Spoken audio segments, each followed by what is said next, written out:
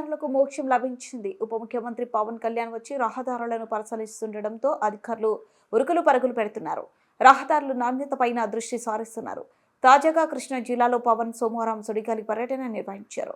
పెనమలూరు నియోజకవర్గంలోని గ్రామీణ ప్రాంతాల్లో వేస్తున్న రహదారులు పనులను తనిఖీ చేశారు.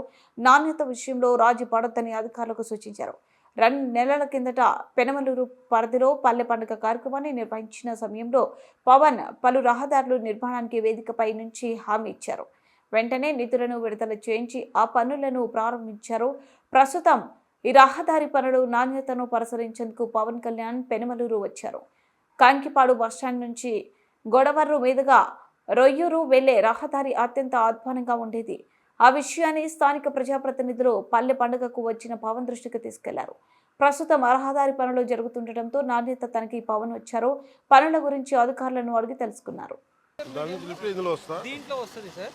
దీంట్లో whatever that sand whatever we keep sir, that is filter medium sir, filter bed. దాంట్లో వాటర్ పర్కలేట్ అయిపోయి కింద వస్తుంది సార్. ఇలాంటిది 2 ఉన్నాయి సార్ మనకు, 30 KL సార్. ఈ 2 నుంచి కూడాను మనకు సంపుకు పోతుంది సార్. యాక్చువల్లీ అది నెక్స్ట్ ఒకటి 4 అవర్స్ పడుతుంది సార్ దీంట్లో అంటే ముందు రాళ్ళు ఉంటే చాలా ఉంటాయి. ఇక్కడ ప్రాబ్లం ఏమంటే సార్, ఆ ఫిల్టర్ మీడియమే మొత్తము చేంజ్ చేయాలి సార్. అది పీరియాడికలీ ఇలా ఉండదా, ఇలా అయిపోయింది. వాటర్ ఇలా వస్తాయి, ఇసుక ఇలా అయిపోయిందా? అవును సార్.